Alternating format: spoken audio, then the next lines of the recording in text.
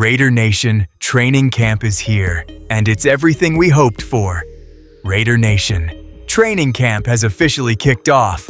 And look, I'm not going to sit here and feed you the usual pump the brakes, it's still early routine. Because what's flowing out of Las Vegas right now doesn't deserve that kind of cautious, watered-down treatment. What it deserves is genuine, unfiltered excitement. The kind you feel in your gut before a big game. The atmosphere building around this squad is something different altogether. The chatter is loud, the stories coming off that practice field are juicy, and frankly, this fan base has been starving for exactly this kind of news. And right smack in the middle of all of it, as per usual, is Fernando Mendoza. So buckle up, because there's a mountain of stuff to dig into, and not a single dull moment in sight. Let's talk quarterbacks, because everything starts there on any football team. The quarterback position is the heartbeat. Everything else on the roster takes its cue from what goes on at that spot. And what we're watching from Fernando Mendoza in these opening days of camp. Hand on heart, it's everything you could possibly dream of from a #1 overall pick the very first time he steps foot on an NFL practice field. The composure is there. The grind is there. The humility, that rare, quiet kind that you can't coach into someone, is absolutely there. And that natural ability to take charge of a room without even raising his voice or demanding attention, yeah, that's there too. None of this is showing up in a stat sheet or a flashy highlight reel. It's in the little things, the stuff that real football people notice. Let me give you one detail that pretty much tells you everything you need to know about this young man's character. He turned down a White House visit. Let that land for a second. He's a rookie. He was just plucked first overall in the NFL draft. The entire football universe has his name on its lips. And when handed a once-in-a-generation photo opportunity, the kind most people wouldn't even blink before accepting, Fernando Mendoza chose to stay at the facility, get extra reps in, and keep his nose buried deep in the playbook. Nobody twisted his arm. No coach pulled him aside and whispered, "Maybe skip this one." That decision came entirely from within, from a young man who has a crystal clear picture of where he is in his journey and what this pivotal moment is asking of him. That is not coachable. That is not manufactured. That is someone who is simply wired differently. And Raider Nation, we need to appreciate that for exactly what it is, because it doesn't come around very often, and it doesn't stop there.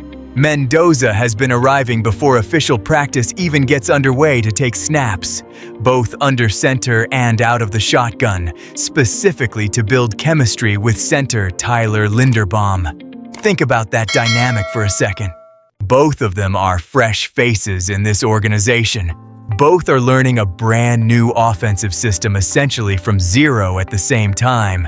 And rather than sitting back and waiting for the scheduled sessions to handle all that groundwork, Mendoza is already in there voluntarily, building the timing, the communication, and the mutual trust that a quarterback and center absolutely need to truly hum together at a high level. You don't put in that kind of voluntary work if you're just trying to survive training camp and collect a paycheck.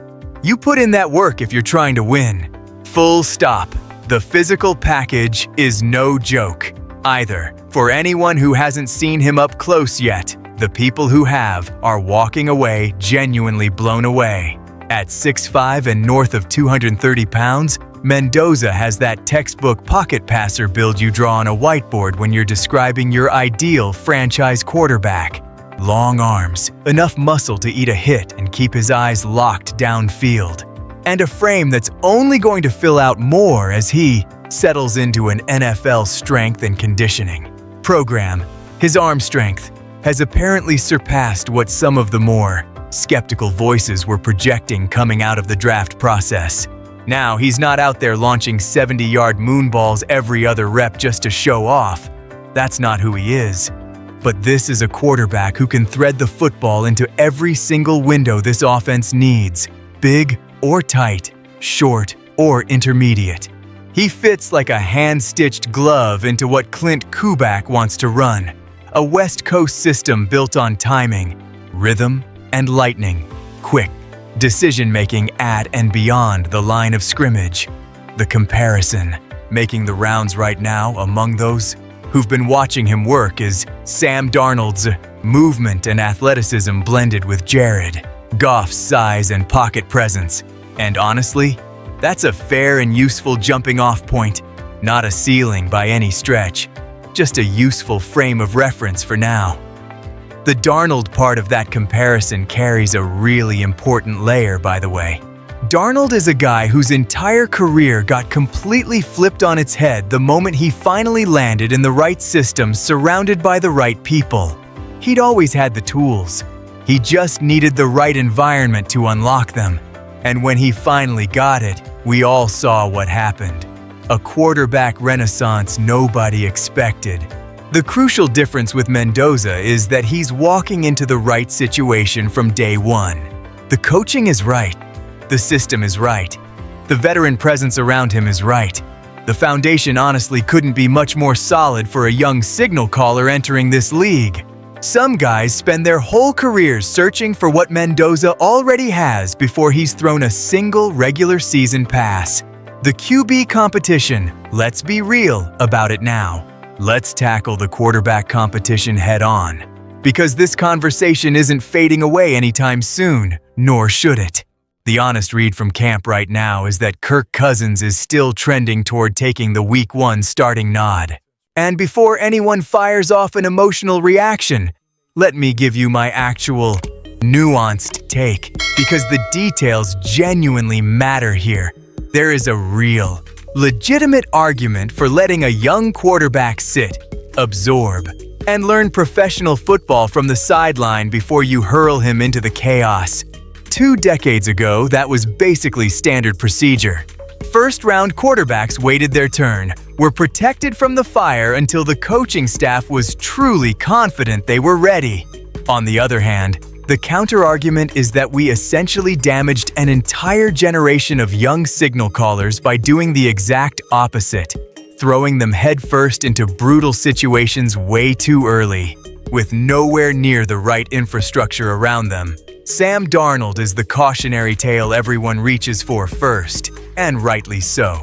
Tossed into a nightmare situation in New York before he was remotely equipped to handle it. Beaten up physically and mentally until his career was nearly cooked before his 26th birthday. He needed patience. He needed the right situation. When he finally got both, we all witnessed the result.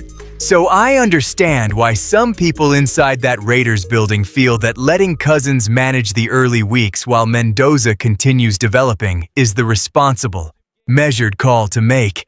And if Cousins genuinely earns that job, if he goes through everything camp throws at both of them and proves he's clearly the sharper option right now, then you play Cousins. Best player plays. That will always be the correct answer. No arguments here, but here's where I'm planting my flag in the ground. If Mendoza earns that job, if he goes through camp and convinces this coaching staff he's ready to run this offense from week 1, then you start him. And when you do, you commit to at least 10 games before making any sweeping judgments. Not 5, not 3, 10, because anything less than 10 games isn't a real evaluation. It's a panic window. And young quarterbacks cannot grow, cannot breathe, cannot find themselves inside panic windows. They need room to make mistakes without permanently glancing over their shoulder at the veteran warming up on the sideline behind them. The difference between what happened to the Sam Darnolds of the world and what should happen with Mendoza isn't really about whether you start him immediately or wait a few weeks. The real dividing line is organizational commitment. Do you fully, unwaveringly believe in this player, or don't you?